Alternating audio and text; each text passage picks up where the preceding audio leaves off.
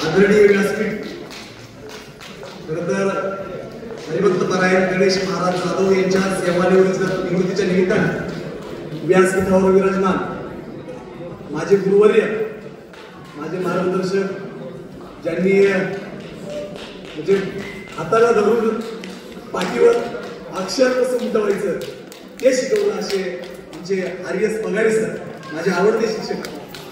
त्याचबरोबर सर्व समाज बांधव, सर्व नातेवाईक, समाजातील विविध क्षेत्रात कार्यरत असणारे सर्व गुणजन या ठिकाणी या कार्यक्रमाचे मित्र उभे आहेत. मित्रांनो, आपण सर्वजण ज्यांच्या प्रेमापोटी उपस्थित आहात ते हरिभक्त गणेश महाराज जाधव, काय सांगावं त्यांच्याबद्दल.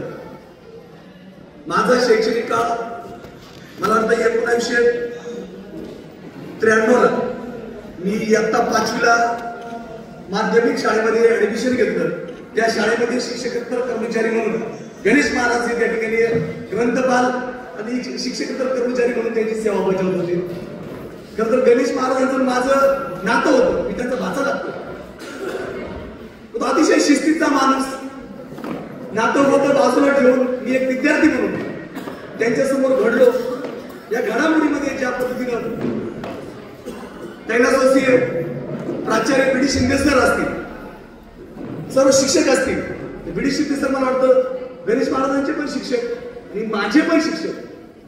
बी डी शिंदे सर परमार्थिक माणूस, हरिभक्त परायण माणूस, आणि त्यांनी जी गोडी या ठिकाणी परमेश्वराच्या भजन कीर्तनाची लावली, ती गोडी गणेश महाराजांच्या पण आयुष्यात लागली, ती गोडी आमच्या आयुष्यात आली.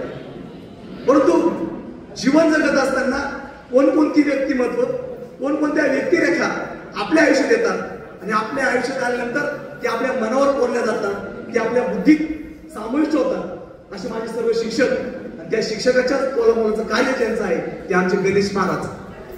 गणेश महाराज जसं माझं शैक्षणिक काम पुढं गेलं तसंच गणेश महाराज आहे त्यांच्या आयुष्याला, त्यांच्या नोकरीमध्ये अतिशय सेवाभावी वृत्तीने, अतिशय प्रेमाने त्यांनी त्या संस्थेमध्ये आपली सेवा दिली. ही सेवा देत असताना प्रामाणिकपणा, सचोटी हा गुण त्यांनी काय आपल्यामध्ये सामावून ठेवला. गोड बोलणं, प्रेमानं वागणं, आपल्या सहकार्यांप्रती आदर असणं, आपल्या सहकार्यांना मदत करणं, या सगळ्या गोष्टी असल्या कारणानं गणेश महाराज या ठिकाणी त्या शाळेमध्ये अतिशय आवडते कर्मचारी म्हणून त्यांचा उल्लेख होतो. संस्था चालक असतील किंवा गावकरी असतील, कारण राहिलाही ते त्या गावात होते. या सगळ्या गोष्टींशी, या सगळ्याशी त्यांचा संबंध, ऋणानुबंध त्यांनी जपला. खरं तर अनाउन्समेंट करणारे आमच्या मामी पगारे मामींनी 15 मिनिटं सांगितली किंवा थोडक्यात सांगितलं, परंतु मामी गणेश महाराजांचं एकूण वागणं, आपल्याशी असणारा संबंध, आपल्याशी असणारा व्यवहार, समाजाशी असणारा त्यांची नाळ, ही 15 मिनिटात मांडणं किंवा 15 मिनिटात ते आपण मांडणं इतका गुणवंत मी नाही आणि एवढं ज्ञानही माझ्याकडे नाही. खऱ्या अर्थानं 35 वर्षाची सेवा करत असताना हा माणूस ज्या ज्या व्यक्तींबरोबर संपर्क झाला, ज्या ज्या व्यक्तीला भेटला, ज्या ज्या विद्यार्थ्यांबरोबर त्यांचा संपर्क आला, खऱ्या अर्थानं ज्याच्या आयुष्यामध्ये ज्ञानाचा प्रकाश उभा राहिला, त्या ज्ञानाच्या प्रकाशामध्ये तेलाची वृत्ती किंवा वातीची वृत्ती म्हणून गणेश महाराजांनी त्यांची सेवा या ठिकाणी वाहिली आहे. मित्रांनो, आपण सर्व आप्त, इष्ट मित्र त्यांच्या सर्व जीवनाला पाहतो. त्यांच्या जीवनामध्ये अनेक कडू, चांगले, गोड अनेक प्रसंग आले. या प्रसंगामधून स्वतःच्या कुटुंबाला सावरायचंय, स्वतःच्या मुलींना आधार द्यायचा आहे, त्यांचाही संसार उभा करायचा आहे, स्वतःच्या संसारात आदरणीय आमच्या मामींनाही त्या ठिकाणी सांभाळून घ्यायचंय. हे सर्व होत असताना गणेश महाराजांनी या ठिकाणी खूप मोठ्या प्रमाणात कसरत केली, प्रत्येक गोष्ट जपली, प्रत्येक गोष्टीला ठिकाणी आधार दिला. आणि हे सर्व होत असताना एक वादळ नोकरीच्या निमित्तानं घोंगावत होतं. आयरे गुरुजी, एक वादळ नोकरीच्या निमित्तानं घोंगावत होतं. ते आता शांत बिलकुल होणार नाही. अध्यात्माच्या दृष्टीनं, अध्यात्माच्या माध्यमातून गणेश महाराज समाज प्रबोधनाच्या माध्यमातून या समाजाला तुमची गरज आहे की समाज प्रबोधनाच्या माध्यमातून ते प्रवचन करतील, ते कीर्तन करतील, समाजासमोर प्रबोधनात्मक दृष्टीने ते समोर जातील. आणि आज त्यांच्या ज्ञानाची, त्यांच्या अनुभवाची समाजाला गरज आहे. आणि या गरजेपोटी सेवानिवृत्त होऊन घरात बसण्यापेक्षा तुम्ही समाजाचा शिक्षक म्हणून, समाजाचा या ठिकाणी मार्गदर्शक म्हणून तुम्ही आता नव्यानं तुमच्या जिंदगीला या ठिकाणी सुरुवात करायची आहे.